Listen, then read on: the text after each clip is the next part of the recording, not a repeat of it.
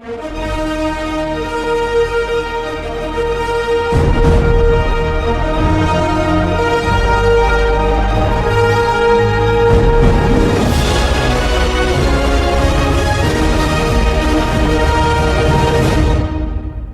It's turkey season. You know. I did get my bird yesterday. Okay. So I'm wrapped up. All right. For Indiana, but I don't know if you know bowling, but if it would have been a third time, it would have been a turkey. I'm just saying. that's right. Yeah, 3 strikes.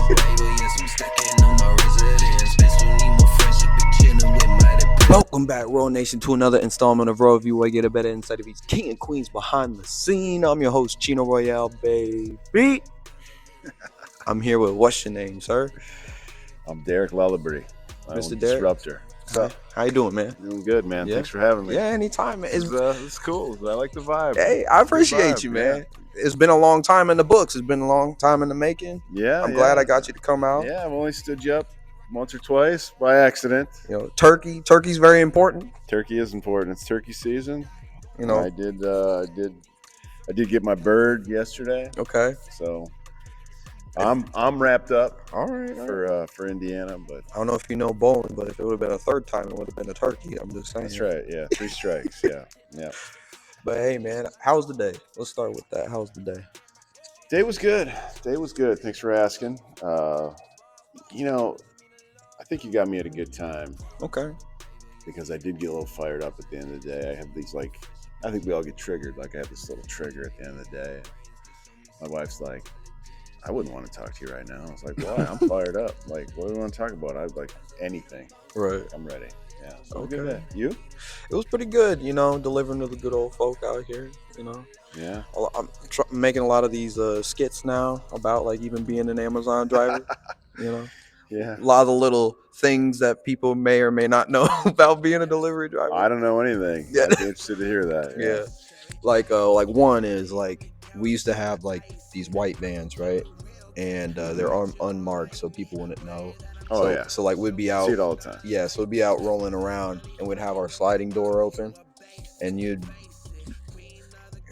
be a miss for as many times as like I'm in traffic, and people would be like, "Hey, your door's open."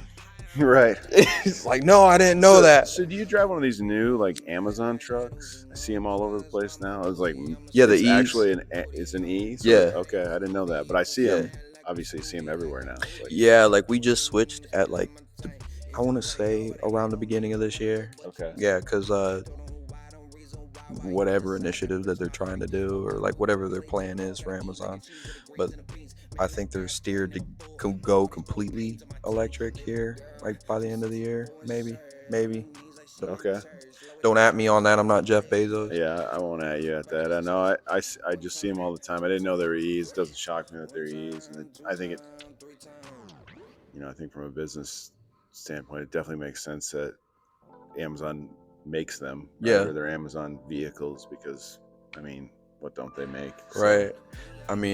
Would you drive an electric car, or do you drive one right now? I don't drive one now. I have a hybrid. Okay. I don't know if that technically, but I was driving constantly for like. We're killing our endorsements for Tesla right now. Right. They're not the most popular brand right now, anyways. But I don't hate them. Right. I don't hate it really anything, but I don't know. I was driving a lot, putting a lot of miles. I had a big Jeep for a long time. Okay. And just like 13 miles to a gallon, and these big road like mud tires, and eventually I was like, my back hurts, my hip hurts, and this is for other reasons, but I'm like, I'm done. Right. So it's funny you say that. I got a Jeep Wrangler at home. Yeah. That's a Jeep got for a long time. You get a lot of ducks. Yeah, and I threw them out the window. No offense, I'm not a duck guy. I'm not either. One time I took a duck, and this is gonna sound terrible, but like I said, I'm fired up. I cut the head off the duck, and I was like, "Did you?" I was at the grocery store, and I was getting them crazy, and I had a big Jeep. It was gorgeous, loved it. Right. And, it was like the dream car for such a long time. And I definitely miss it now, right? Because I take the top and doors off and cruise around. Like today would have been perfect. Right. I'm just getting so tired of those ducks. Like I don't know who even started that. I pulled into the Speedway gas station early one morning, and this guy looks at me. I pulled right up. Right. Is that your Jeep? I was like, "Yep." I just got out of it. Right.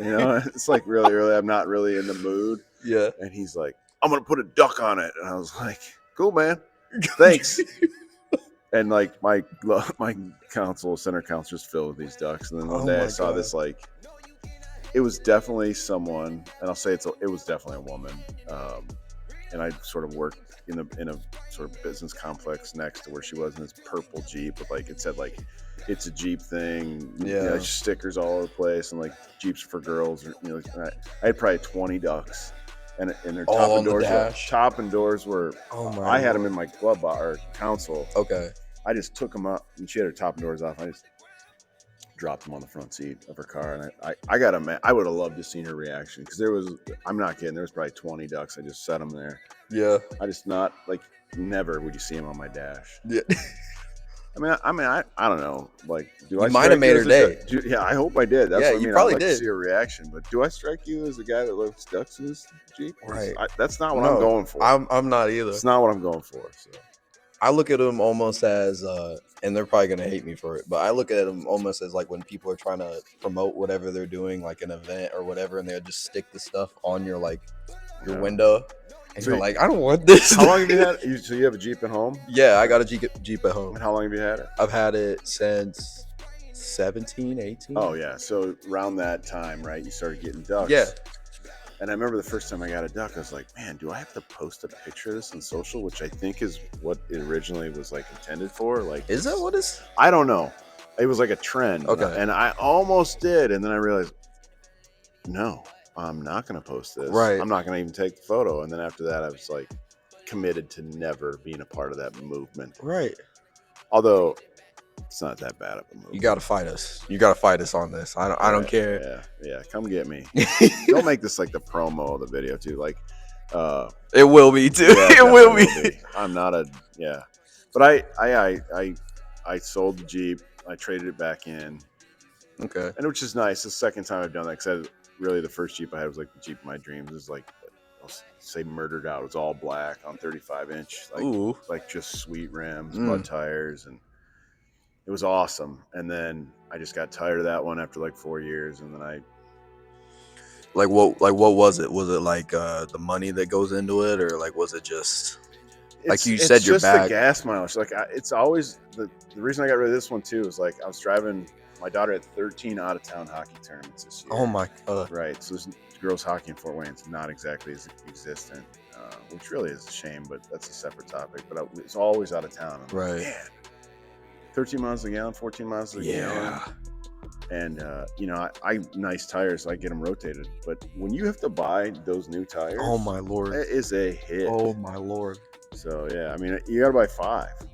Yeah. Before we get into the first topic, my story on tires was when I first bought it. I thought, because they said they were brand new, and I'm like, okay, and not even within a year, because even my buddy was like, hey, you're beating on that thing like way harder than you think. And then the first time I got the Jeep wobble, and I didn't know what was going on. Yeah, they're cuffing. Yeah, it's not a good thing. Yep. And I had to take it in. They're like, oh, those are like Michels or like some sort of Michelin's well, no, they're like Michael Thompson's. They're Michael Thompson tires. Okay. Yeah, and they're like, yeah, so brand new one per is you're looking at probably like 600 per. And I'm like, who in the world put these tires on here? Right. I had Nitto grapplers, and it was about $3,000. Yeah. And I did. So I bought the Jeep used, and the same thing happened. Like the guy didn't rotate them, so I bought new ones because it was like a helicopter driving down the road. I mean, it was awful. So I bought new ones, but then I just got them rotated like every 5,000 miles. I made sure, and I was really good about that. But yeah, man, sold the Jeep in September. And okay. Dang. I will say I upgraded. So no more ducks. No more ducks. There we go. No more ducks. But all right, go ahead. That was a long intro, but I like that. That's good. It was nice to warm it up, man. Hey, warm it up. I love it. But go ahead, for the fans at home, elaborate on who Mr. Disruptor is. Yeah, I mean, it's a it's definitely longer than the intro, but Okay. Disruptor essentially is what I say is like story-driven marketing. And it's funny. I started a newsletter. Everybody's got a newsletter. Okay. So hold on. It's called the Anti-Social Social Club newsletter. You know, the I love it. Anti-Social. Yeah. So like it's like a contrarian sort of approach to social media, right? For those of us that have to be on social, like I help people with their social media presence, and it's always a hook or a call to action or follow this trend or this is how you post, and it seems as if that's sort of the world telling us what we need to do and put our energy and focus into. And this sort of goes back to all of what Disruptor stands for. And I'm sitting here saying, if I had $1 and I only had $1 to spend on my business, I wouldn't spend it on a creative marketing approach to get what I want the world to see seen. I would spend it on the solution because that's what people buy. Right. So the whole idea behind story-driven marketing is sort of authenticity over everything, and let's tell really compelling stories and focus on the creative that goes into those stories, and that just the story themselves, like the truth. Like, I don't know, there's a Henry David Thoreau quote. Okay. If you're familiar, but Throw it out there. It's like rather than fame or wealth, give me truth. And Okay. I love that. So when I think of like how that I want to tell people stories or what I want to accomplish with my clients or the people that I work with, it's always what's true. Yeah. And let's forget about all the stuff or the I'll call it marketing fluff, right? Because stuff doesn't matter. It doesn't. Just to even piggyback off that, even like when you're when people are like coming up and they're first starting, like obviously I'm not going to say for everybody, but like you might see a lot of people like emulate something, and a lot of those people will probably not understand at the time. Like for me, like when I got inspired by something, I didn't know like I was kind of sounding like, as an artist, I'm a musician too, so kind of sounding like a certain artist, and like you might think that like, hey, I got to do it this way, so it might feel like it's being forced, and like to maybe some of the audience, you might be like, hey, like I don't understand like what's going on, like I'm doing this, I'm doing all the right things according to this, like, quote unquote. Yeah, and that's probably at the point you realize that you're doing it wrong. Yeah. And which was like that's the whole thing. Like I like the idea of like you don't know what you don't know. Yeah. Which is a lesson, an old mentor talked to me about a long time ago, but it's like, about this much of everything there is to possibly know. You know that. And then there's a certain percentage of everything that that you don't know. Like I know that I don't know how to play the guitar. Right? For sure. Maybe you do. Sounds like maybe you do. You're a musician. Maybe piano, whatever. Partly. Okay. My producer does. I know that I don't know how to play the guitar. Okay, well that's like, it goes from like this much to like this much.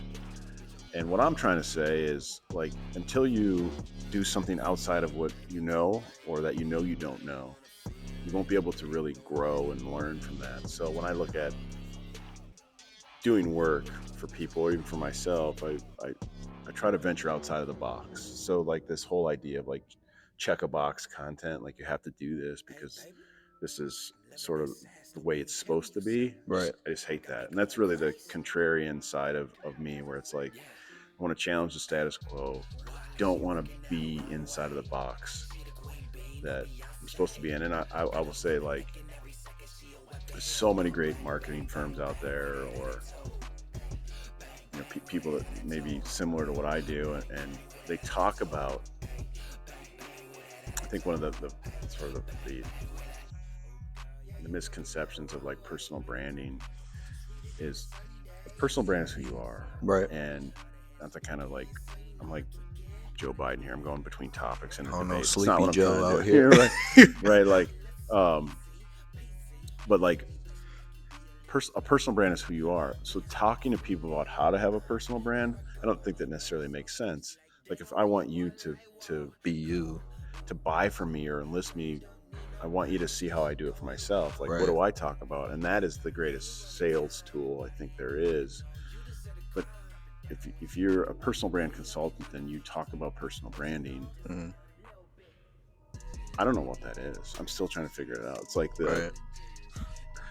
I won't get into it. It's too controversial. I will. I don't care. It's like this. Yeah, why not? It's like this. What is a woman Hit him concept? with it. Nobody can answer the question. Yeah. And I'm not trying to get all whatever, because that's not the intent. Oh but no, the we got analogy- trigger alerts. The analogy is there, but it's like It's happening. it's like if you're a personal brand consultant and you tell people how to have a personal brand, you're essentially telling them how to be who they are when they already know who you are. You already have a brand. Right. Let me just show you how to embrace the authority of it.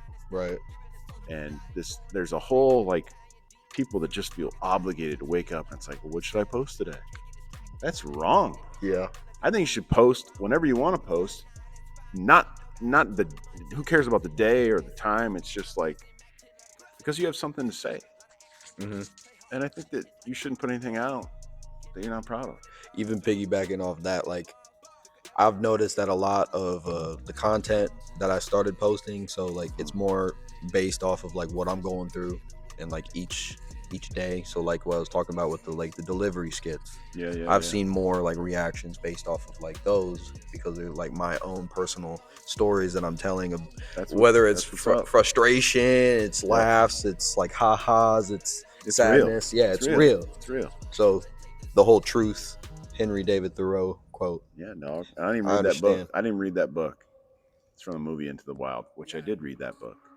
But in that book, the character, Christopher McCandless, it's a true story, Alexander Supertramp, says that. It's a pseudonym. Okay.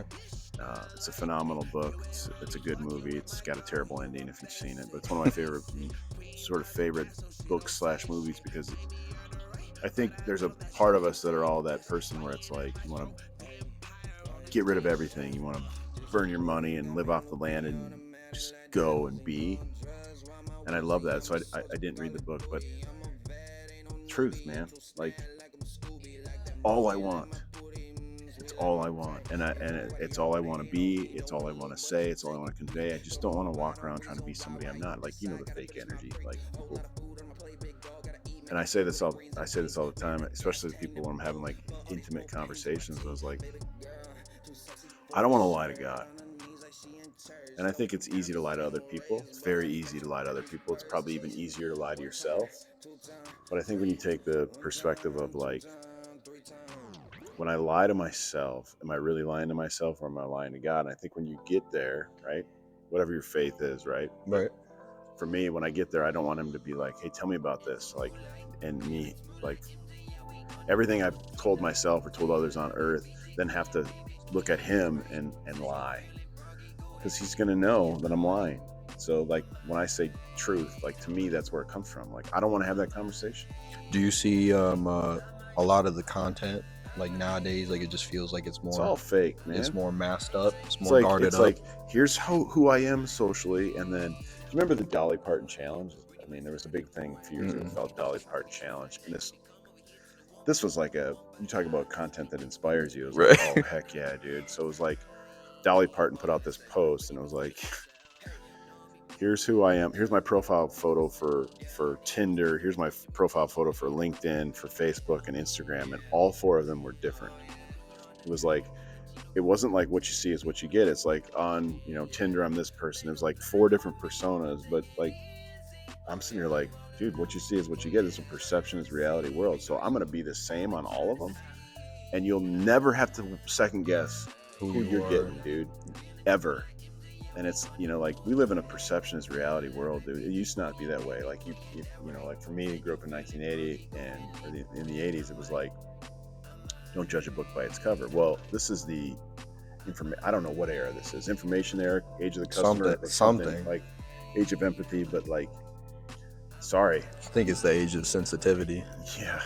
You put it out, you put something out there, that's just what people are going to think of you. Right. So when I think of like what I'm going to put out there, it is nothing but the truth, man. Right. Like I'm going to be the same way with you that I am with my wife, that I am with my kids, that I am with my colleagues. Well, I don't have any colleagues. That I am with my clients. Right. Like, this is me, man. 100%. It should be. I'm wearing this to church, dude. Right.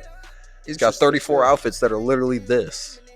Denim on denim, baby. Denim on denim. Denim, denim. Yes, sir. I wore my dirty favorite denim shirt to this just to I let you love know, it. man. I love it. Literally just got done hunting right before this. He just came right here. Yeah, dude, I was hunting all day yesterday. Not really all day. I did, Well, how long?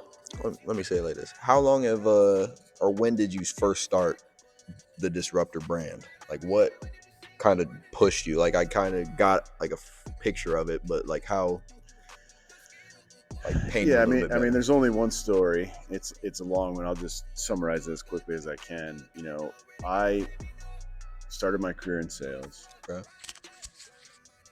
and somewhere along the line enlisted in some sales training. And I did this sales training. It was the third sort of version of sales training that I had, but this one I really bought into. And after going through sales forever, I sort of bought into this franchise and left my company, the company I was with, to go be a sales trainer. And during that time, I was starving, I was broke, and had to really learn marketing. But I'm not in marketing, at least back then I wasn't.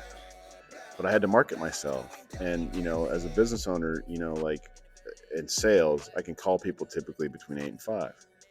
Can't call them after 5; they're not in the office. Right. So I had to find a new way, like to network without really networking. And obviously, social media, like I was already on social, but I was doing all this stuff. And I had this sort of moment of clarity. It's like facilitation of self discovery, where something happened with something that I wrote. And it really was an authentic thing that I didn't mean to be this way. But it's probably the 25th article I'd written at the time. And it hit. And it hit in a way that I didn't expect it to hit. And right about that time was the time that I knew I was probably going to be done being a sales trainer. I actually got hired to go back into marketing for the company I worked with prior to that when I was a salesperson. I was like, dude, I don't know how to do marketing. Let's just do the stuff you're already doing. And I was like, okay. So I did. And then fast forward, I took over started this division, invented this division for the company where it was like a hybrid between sales and marketing. And it was working. Like we were booking meetings, getting engagement, stuff was happening, we were growing. And then I, out of the blue, get invited to speak as a keynote speaker at this digital marketing summit. And I'm not the marketer. We got a whole marketing team. I'm just this guy over brand engagement, and they want me to come in and be a keynote. And I'm like, dude, All right. okay. This at Ball State. Mr. Big Shot. Right. So it's cool. My whole team would go down there. I do this talk. I worked on it forever. After that, I'm not kidding, 2 or 3, maybe 4 paid speaking engagements to come do something similar at companies. Like Visit Indy had me come in and do this full day talk. And I was like, okay. I started taking myself seriously, like with what I believe, how you should market yourself as a salesperson, and how you should create content, how you should do engagement, and how you should prospect, which is really kind of like my niche is prospecting. So sales prospecting. And then eventually one day I get offered a job at a startup as a chief revenue officer. And I have like a month that I have before I start that. So I'm like, it's this long sort of in between stage where I'm still working for the company and I haven't started my new company yet. And I got asked to do this talk again, but this time I charged what I felt I was worth. Right. And I'm like, hey, I'm not going to invoice you yet. Let me legitimize this thing. So I started an LLC. I just sat there in my office while I was working for the software firm, and I just created disruptor.com. Bought the domain, started it. I think it was like LegalZoom at the time. I got it all Did figured the name out. just pop to you like right Well, then? I knew I wanted to do disruptor, but I spell it wrong. Right. First of all, the actual spelling of it was not available as a domain. And then I had all these typos all the time. So I was like, disruptor spelled wrong. It's only $4.99 for that domain. Right. It's like, okay, let's do that. Created a logo. I spent all this time, like created a LinkedIn page, this whole built the whole website. Had no idea what I was doing. Right. Just built it. It was such a cool experience, and that sort of manifested into where we are now. This evolution of who Disruptor is. Do you think for people thinking about something like that, no matter whatever it is that they're trying to get into, just kind of going with the flow, but like having some goals like does help? Yeah, you definitely want to have some sort of direction. For me, it was a side hustle. Right. It started as a side hustle, but I think things happen obviously for a reason. I truly believe that. I don't believe in coincidences, but COVID started at the same time, Right. right? And these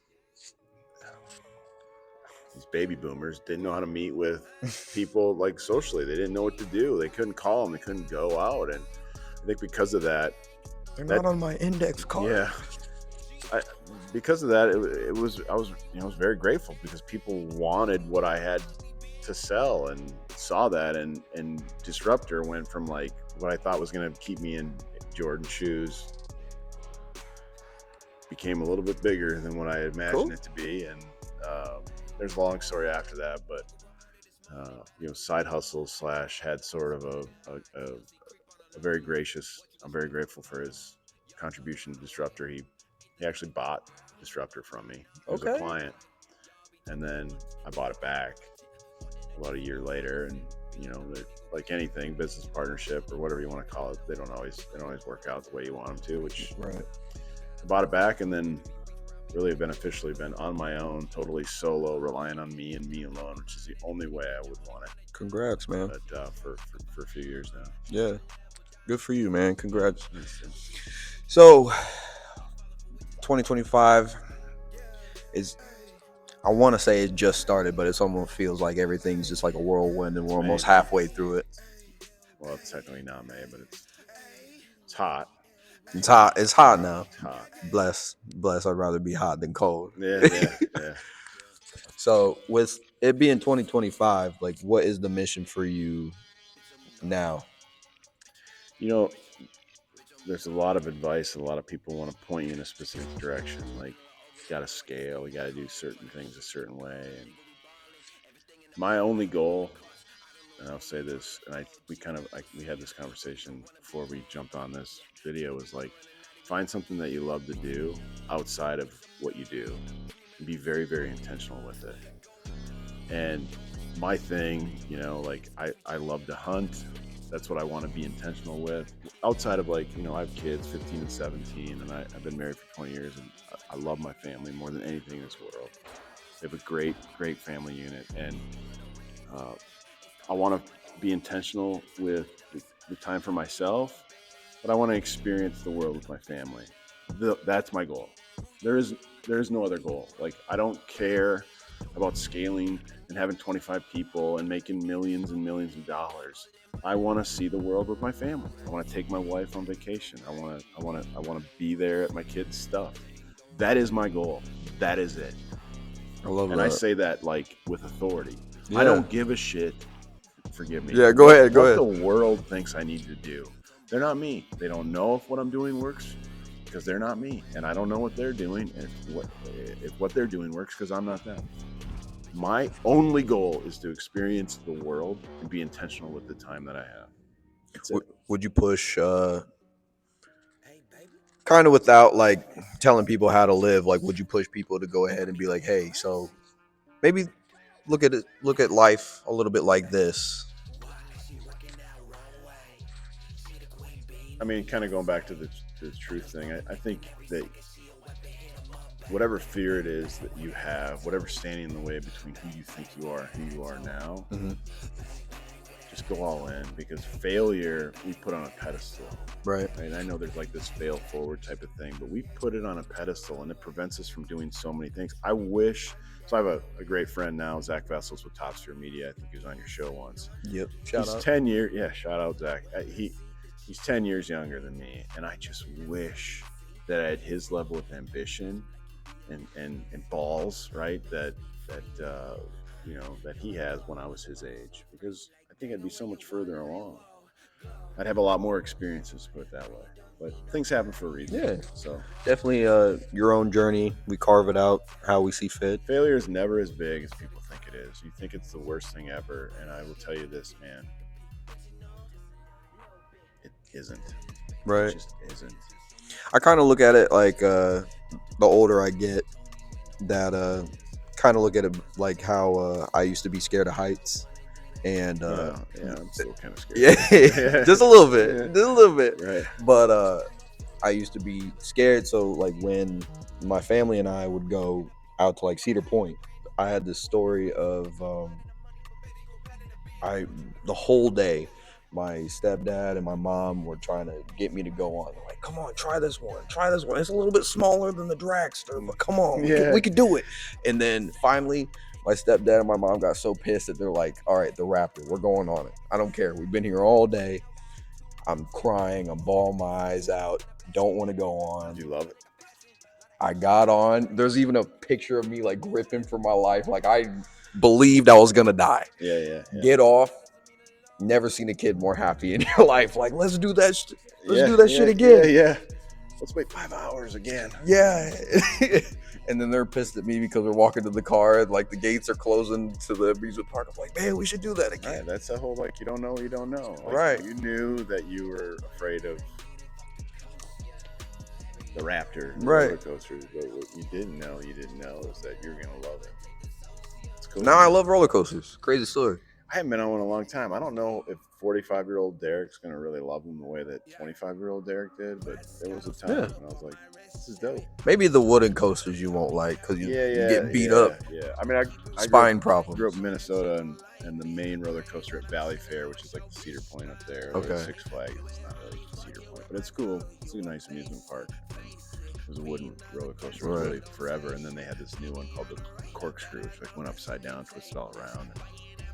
I got perfect attendance in like 8th grade, so they let us go to Valley Fair, and it was dope because it was like only schools were going at the end of the year. Okay. And I remember going there,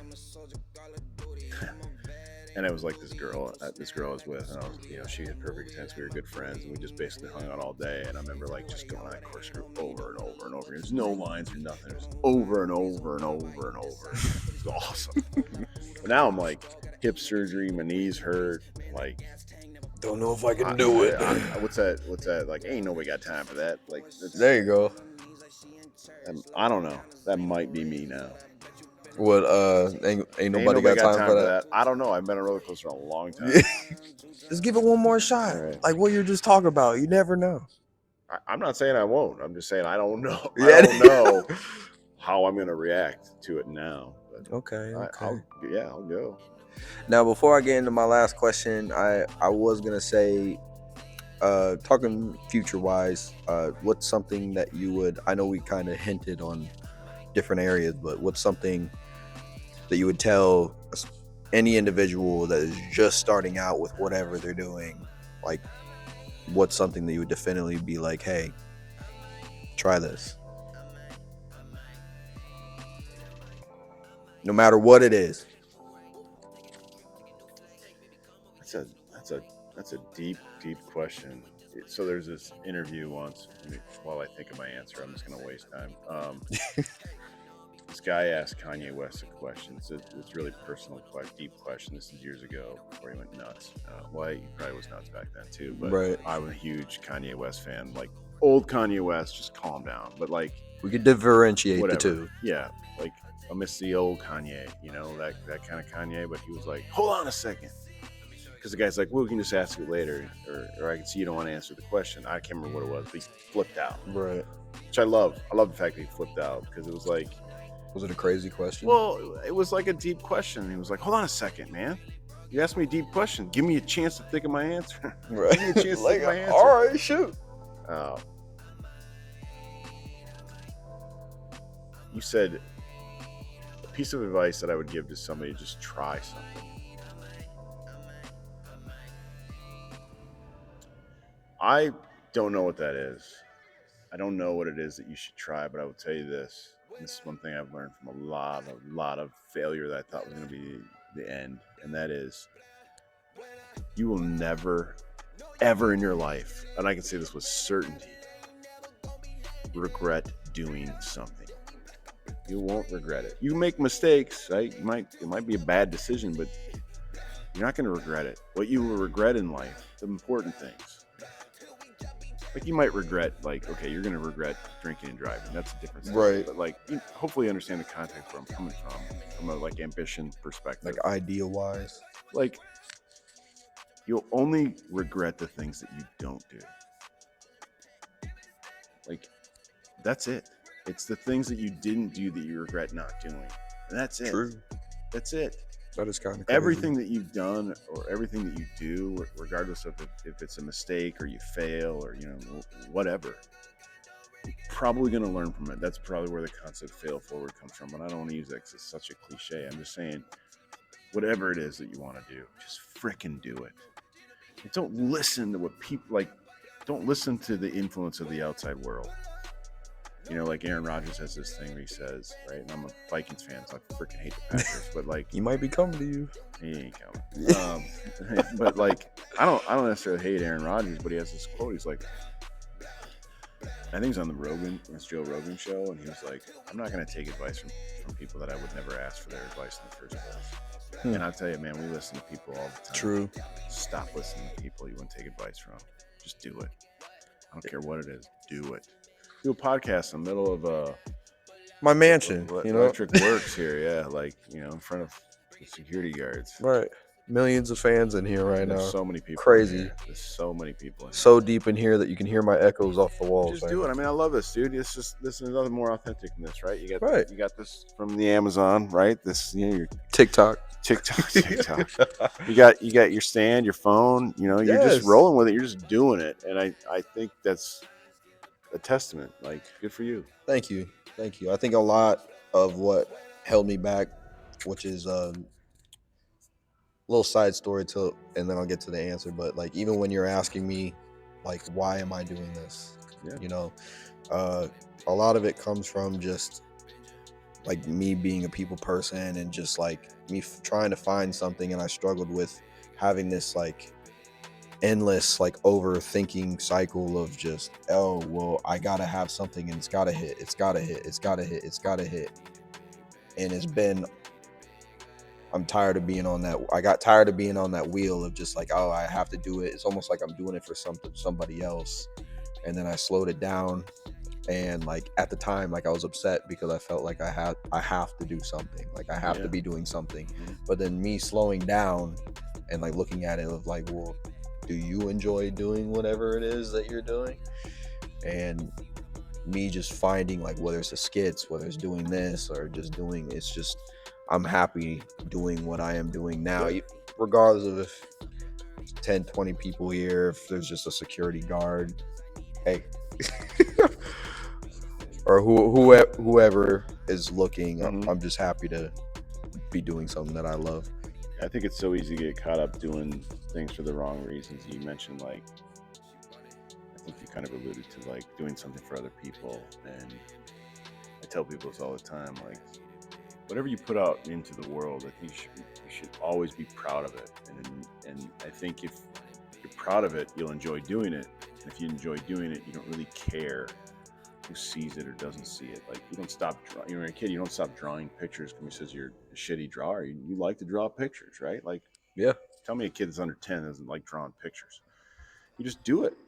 And I think you take that same mentality in everything you do, really for the rest of your life. And you have to do it for you and you only. And as selfish as that might sound, if you do it for somebody else, you're not going to love it. You're just not. Really not, man. I think it's a good time for that final question. Oh, we got another one. It's the final one, man. Okay. Before I get to it, I want to thank you. Give you your flowers, man. See you doing your thing. Flowers. Yes, sir. They didn't have any roses, so these imaginary ones. I thought, ducks, dude. All right. I don't know. I might have to go get you a duck now. Put it on the rent. It's still a Jeep, right? No, dude. I don't have a Jeep. No, like you said a hybrid. I got I bought a Toyota Land Cruiser. God damn. So I'm gonna tell you right now. Well, sick. Well, they want like lizards, so I got to go buy a lizard instead of a duck. A lizard would be better than a Toyota. I hunt ducks. Toyota, so I got to get a Yoda and set it right there. Yeah, that actually might be kind of cool. There you go. I ain't hating that. But where you see all this stuff going for you, the Disruptor brand, or however you see fit, in the next couple of years, like what's the overall end game? And I know we kind of touched it a little bit. Right. Yeah. I mean, obviously, the reason or purpose, right, is to experience the world. I see myself. This is sort of like this. You hear of all these companies, like who Nintendo was, or who I can't remember. I heard all these examples. They none of them do what they do now, right? Right. Ever. Like, I think at some point I'm going to write a book. Okay. Technically was the goal before I'm 50, and now that's evolved. Like, I want to write 2 books, which is, of course, I go big or don't go at all. Right. So I think at some point, I'm writing about 35,000 words a week right now between all the stuff that I write for clients or for myself, for my articles. Like, I really, really, really enjoy that. And I'm saying that, like, I don't write nothing, not one damn word with AI. So you can quote me on that. This is all from here. Okay. Do not use AI to write a word. Not one word. If you got a 50-page website that I built for you, I didn't use AI. That's a crazy I'm writing struggle. I enjoy it. And I'm writing a lot, so I see that. But I also sort of have this other thing where it's like, I love telling stories so much. Like, I made a film last year called Anthology. I submitted to a bunch of film festivals, and I think there's something there that I really want to tap into, and maybe Disruptor evolves into that. So okay. I'm not going to pigeonhole myself and say this is who I have to be. Like, Right. This is what I want to do. I'm going to do it, and if I can make money doing it, cool. If not, I'm still going to do it. I love it. Anthony Edwards, my favorite basketball player right now. I'm a Timberwolves fan. Lakers in 5. No, thank you. No. Timberwolves in 5. Yeah, what up? It's 3-1. I'm just saying. ESPN. I just wrote an article today called "Even the Experts Are Wrong," and it's this whole concept of like Lakers in 5, which is total BS because all 11 of them that work for ESPN are wrong. Okay, now I forgot what I was talking about. Well, you're talking about the end game of what you got going on. Right. So Anthony Edwards, my favorite player in the NBA right now. KG, all-time favorite player. But at the end of his ads, he says that for the Adidas basketball shoe. What? Believe that. Okay. Believe that. Okay. So I don't know where I'm going, but I'm going somewhere. Believe that. Believe that. I like the plug. But hey, man, we'll go ahead. Say thank you for showing up, out. Yep. Thanks for having me. Making me believe that. That's all I have to say about that. But go ahead, shout out any place we can find you, because we'll definitely need to find you. All the stuff will be down in the description below. But go ahead. Yeah, I mean, I'm on Instagram. LinkedIn has always been my jam. I'm actually on TikTok. My biggest presence is on TikTok. And but really, for me, I'm going to at some point in time, take all my stuff off social. Oh, yeah? At some point, that's part of it. Like, I just think you should own your content, and I'm going to do that. I'm not going to give my best stuff to a social platform. I'm going to keep it for me. So, if you follow that stuff, eventually you'll figure out where I'm going with that. I don't know yet, but I'm going somewhere. Is it all going to be on your website? It'll be on my website, yeah, more than likely. It'll be there. I just don't feel like I should have to work for the social media platforms. They should work for me, which is what they're intended to do. For sure. Social media is not a real place, even though you're probably watching this on social media. It's not, even in your mind. Mm-hmm. It's not. Yeah. But hey, man, like I said, I definitely appreciate you. Yeah, dude. Appreciate you. Until next time, because we will be doing, I do this follow-up thing called the check-in, where like I'll follow up in like X amount of months, could be a couple years, see how far you've come, see how much you've done. We'll revisit some things. All right, dog. Appreciate you. But until next time, stay royal out there. Peace.